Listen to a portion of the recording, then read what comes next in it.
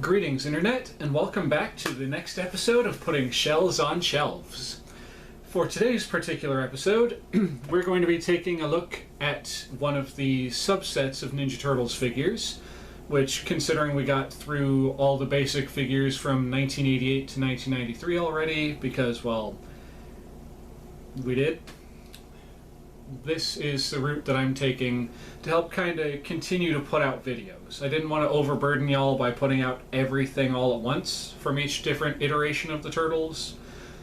Although I will admit I was kind of pushing it when I was just like, taking the entire wave from like, I don't know, 1991 and all the variants and everything and just pushing it all into one nearly an hour-long video.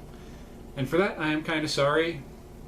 I may wind up going back and doing individual figures or several figures at a time. Let me know in the comments section down below. Do y'all want me to go back through those earlier videos and just pick out certain figures and talk more in depth about them? If you would like that, put it down in the comment section below. For this video though, we are looking at the Wacky Action Figures Wave 2. So with these figures, from what I can gather online, they initially released those other figures I showed you. I believe there were only 4, the Raphael, Michelangelo, Donatello, and the Wacky Action Mauser. And for this wave, they released those initial 4 figures, plus they threw in the fellas on the table in front of me. So, I'm going to ready, steady, go, and we're going to jump right in. And I'm just going to grab a figure off the table, and we're going to get started, get talking right about them. Ready, steady, go. Alright, so the first figure that I have on the table from this wave is Slice and Dice Shredder. Now, unfortunately, mine is not complete. He's missing one of his leg armor, shin guards? Yeah, we'll call them shin guards. And he was supposed to come with a knife. I also believe he's missing one of these. I could be wrong, however. But when it comes to these Wacky Action figures, I'm both happy with them and I'm also a little let down by them. Because, I mean, it's a cool concept. Putting a wind-up feature inside these things so your toys actually do something and you don't have to put batteries in them and replace them for them to continue to do their thing. But at the same time, it limits the playability hardcore. Not to mention when you're trying to stand these guys up on a shelf, because they've got action poses, you can't really move them too much, otherwise they just, flop over. Regardless, we have Slice and Dice Shredder, as I've already announced. Now, this figure, he does a pretty good job representing the cartoon Shredder, at least in his face. And a far better job, far better job than the 1988 Shredder, because for those of you who don't know, when the original 1988 line of Ninja Turtles figures was released, they were based off of how the characters appeared in the comic books, because the cartoon hadn't been released yet, so all the toy sculptors at Playmates had to work with were still frames and comic panels to try and make the figures based off of those. It wasn't until later on down the line that the cartoon came out and they were able to actually start basing characters off of them, like an entire line farther down in the series, which we'll get to when we get to it.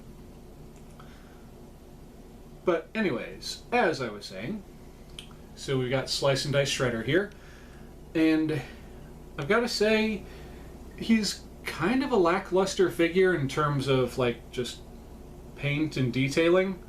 I'll be honest, this almost looks like a prototype.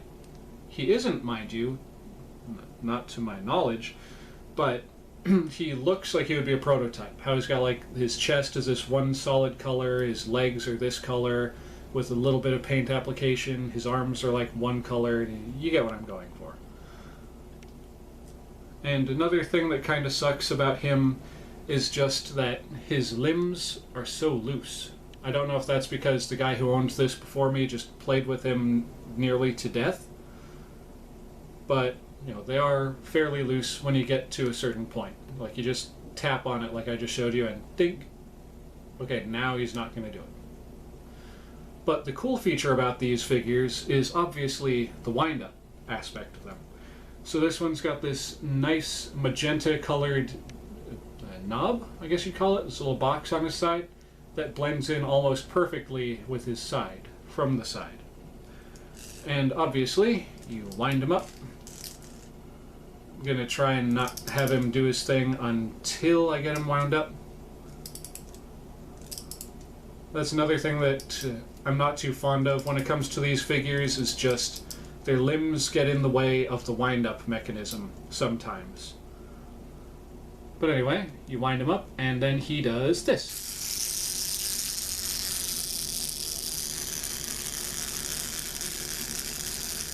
Ta-da! Slice and dice shredder, everyone.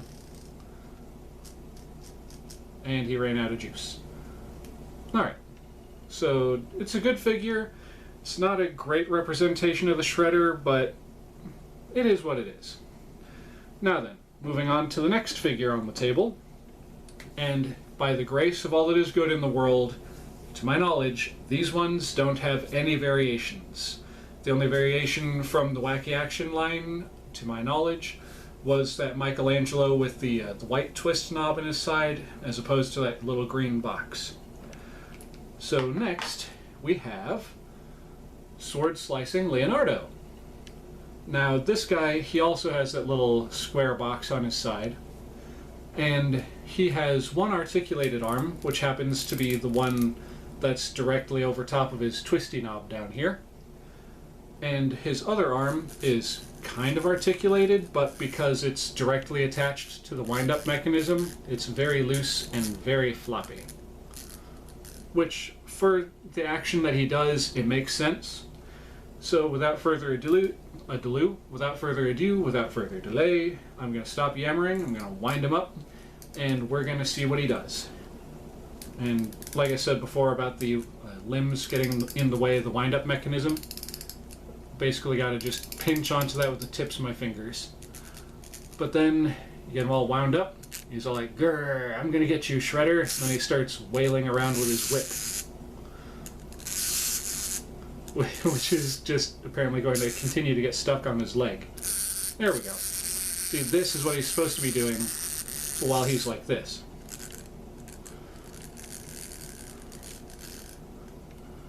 And if you're wondering why his legs are so widely spread apart, that was the only way I could get him to stand up on the shelf. And it was only like just barely. I've got to say, I like the sculpting on him. He's, like I said, he's got that grrr face going on, and he actually almost looks like he's in pain. Just like from the constant rotation of that arm. It's like, would somebody put me out of my misery? This sucks so bad. But that's just my opinion of how he looks. The rest of the figure is basically your average 1988 sculpt of the figure. The only real difference is they had to round out that shoulder joint so that they could fit the wind-up mechanism in there on its kind of ball socket joint. Now, this figure came with, I believe he only came with 3 accessories, which I thankfully have. He's got his whip, he's got this sword that's got like a shish kebab kind of thing going on, and he came with a mace. And I can't really bring his arm down any farther than that because, again, the wind-up key thing is like right in the way. So there you go. And now on to the most exciting of the 3, in my personal opinion, Creepy Crawling Splinter. Or should I say Creepy Crawlin' Splinter. Now with this one, he's your average, well, I don't want to say average, he's your typical wind-up, like, crawling figure. Like, literally, you wind him up on the back and you, like, push his head back. He's got his arms like this, and you, like, straighten out his feet, and he does, like, that army crawl. When it comes to this particular figure, what I found when looking at it online is that it's kind of notorious for the top half coming undone from the bottom half. Like, there wasn't enough glue put on it or something, and it'll just separate. But with him, you wind up this ninja star that's sticking out of his back, which I think is one of the most creative wind-up keys in this entire set. But you wind that up, and then you let him go.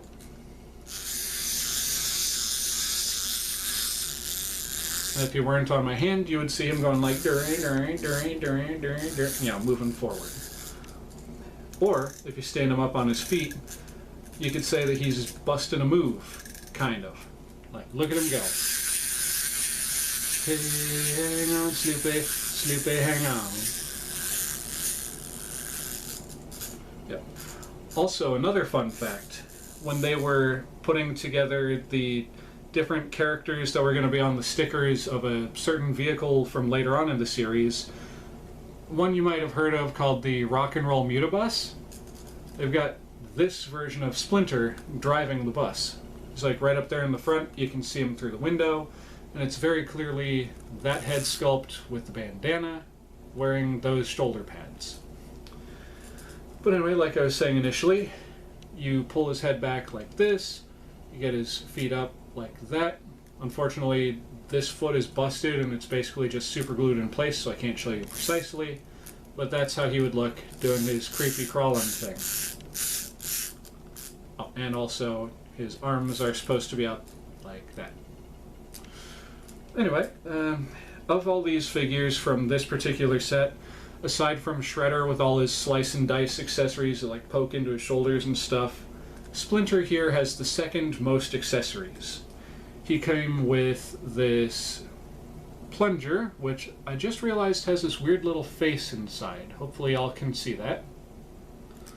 He came with this little knife.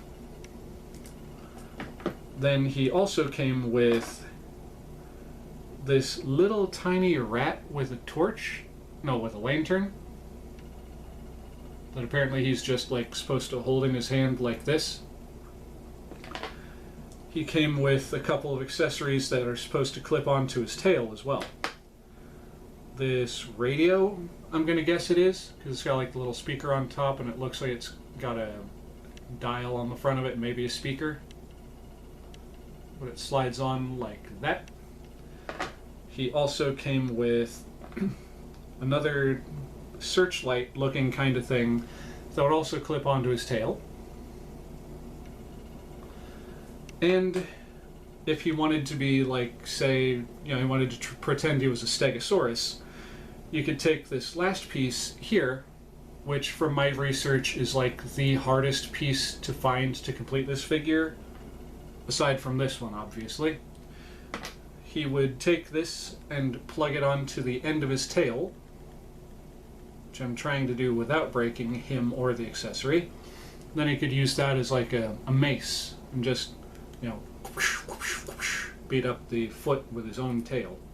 And I've got to say, of these three figures, I like the sculpting and the detailing on this Splinter the best of all. I mean, just, he, in this particular iteration, this, in my opinion, is quite possibly the best Splinter has looked in the entire original Ninja Turtles action figure line. And that's saying something, because there are a good number of variations of this particular character over the years.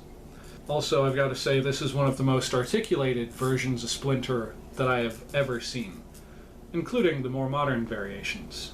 So, with that said, ladies, gentlemen, boys, girls, and all other configurations of being, I'm gonna call this here. I'm gonna wrap it up right here, right now.